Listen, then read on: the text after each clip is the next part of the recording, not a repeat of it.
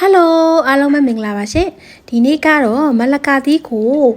ရှူရှူရှက်ရှက်နဲ့ချင်းချင်းဆက်ဆက်ကလေးတုပ်စားမှာပဲဖြစ်ပါတယ်ဗီဒီယိုလေးကိုအဆုံးထိကြည့်ပေးတော့ပါအောင်နော်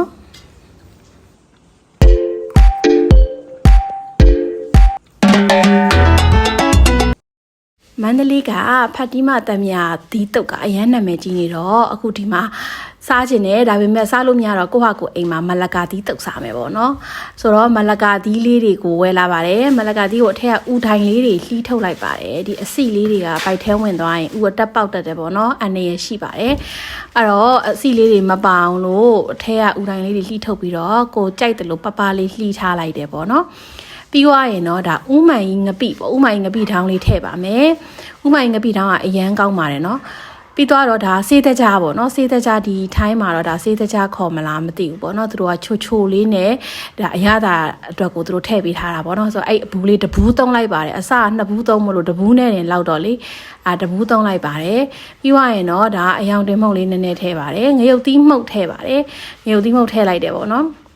အခုဆိုလို့ရှိရင်တော့ပဇွန်ချောက်ထောင်းထားတဲ့ပဇွန်ချောက်ကလေးကိုအပေါ်ကနေဖြူလိုက်ပါတယ်ပဇွန်ချောက်လည်းများများလေးတုံးထားတယ်ပေါ့နော်အနှစ်များများရကြတော့ငံပြားလေးလဲထည့်လိုက်ပါတယ်ပြီးရင်တော့ချင်အောင်လို့တံမြာသီးလေးညှစ်ပါမယ်တံမြာသီးလေးညှစ်လိုက်ပါမယ်ပြီးတော့ရင်တော့နှဲပါပြီအားရပါရပါနော်နှဲနေတဲ့အချိန်မှာပဲစားချင်လာတာပေါ့နော်အနံ့လေးကမှုေးတော့လေစားချင်တယ်ဟိုတရေကြတယ်ပေါ့နော်နှဲပါပြီအရသာအထဲကိုဝင်သွားအောင်လို့နှံ့အောင်လို့နှဲပါတယ်ပေါ့နော်မလကာသီးနှလုံးပေါ့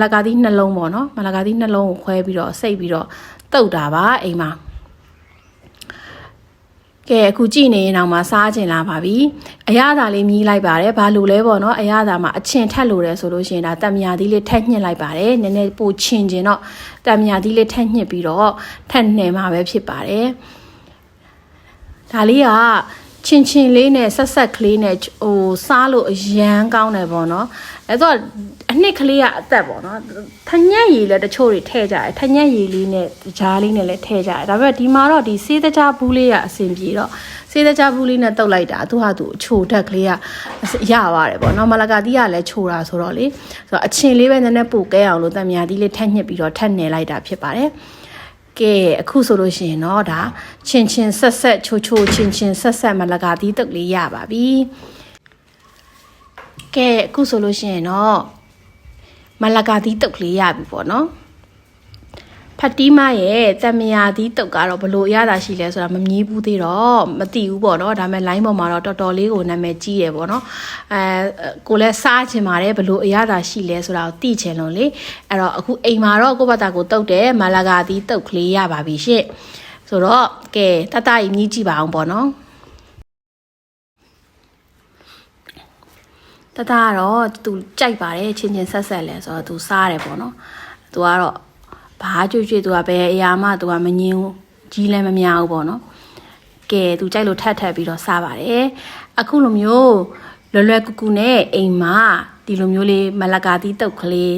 ရှောက်သီးတုပ်ကလေးပြီးတော့ဗာလဲတရက်သီးတုပ်ကလေးတွေတုပ်စားလို့ရပါတယ်နော်ကြည့်ရှုနေတဲ့မိတ်ဆွေတို့ကအိမ်မှာဗာလေးတွေတုပ်စားကြပါလဲရှင်